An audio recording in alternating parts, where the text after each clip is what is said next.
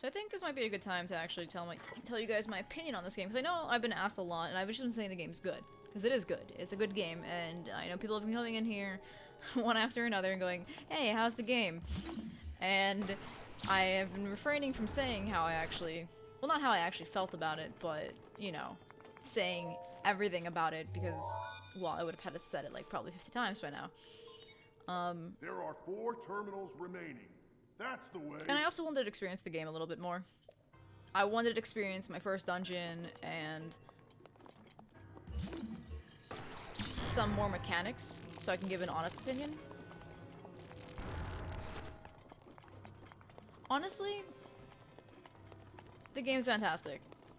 You know, you're spending around $360, $370, and if you're not buying the controller, or if you're buying the controller, around 400 something for the game. What is this? Oh, I see. For basically a Zelda machine. And honestly, I'll tell you right now, I would do it again. Because I've played most of the Zeldas. I haven't played the older ones, like A Link to the Past, whatever they're called. I started with, as most people, fucking Ocarina of Time. What is going on in here? And Ocarina of Time was like, I guess even it has nostalgia for me, because, you know, as a little kid, I was like fucking 8 or 9. And I was like, oh my god, this game's amazing, blah, blah, blah, blah, blah. And then I skipped Majora's Mask because it was too scary. Played Wind Waker. Wind Waker was really good. It didn't I wasn't, like, overjoyed, and I was like, yeah, Wind Waker, it's better than Ocarina of Time, blah, blah, blah. It's gonna be pretty hard to beat Ocarina of Time, right? Twilight Princess got close. Not quite. I only played a little bit of Skyward Sword, because I didn't have a Wii.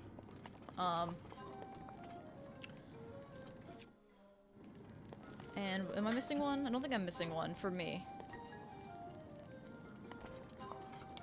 So Wind Waker was really good. Twilight Princess, almost better than Ocarina of Time for me. And then this game came out, and I was like, okay, I'm digging this. There's new mechanics. It's kind of weird. I have an I have a fucking iPhone, pretty much. Like, a Sheikah tablet's basically a fucking tablet.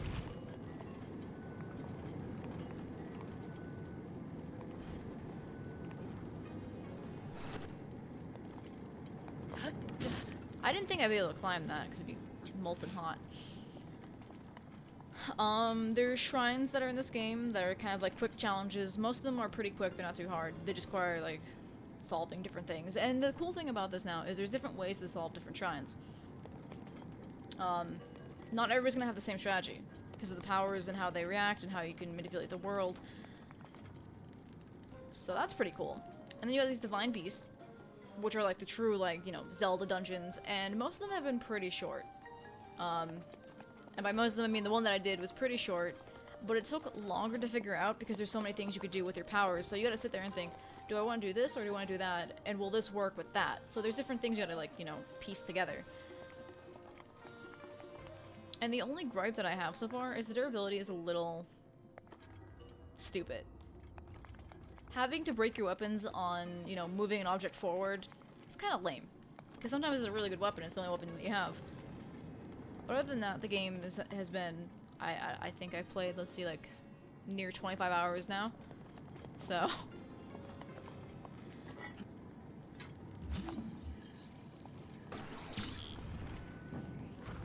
How do I...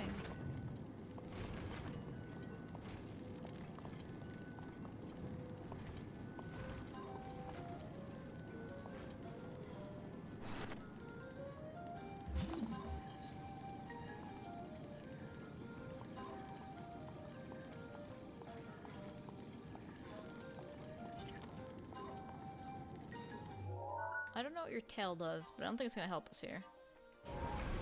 Oh! Oh, you're changing the room. It is gonna help us. Holy shit. And that right here is why this game is fun. If you're wondering what the fuck was going on, that right there is why this game is fun.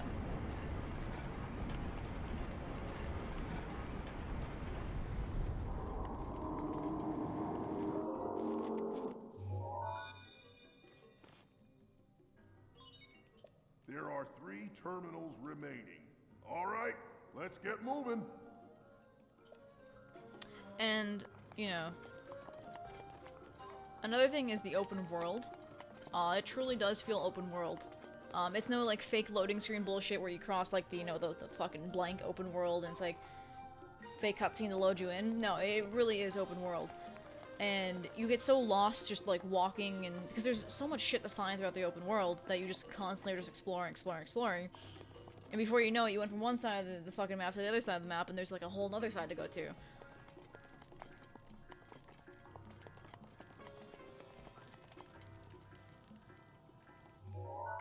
So you can spend hours without even doing a single quest, just exploring the fucking world.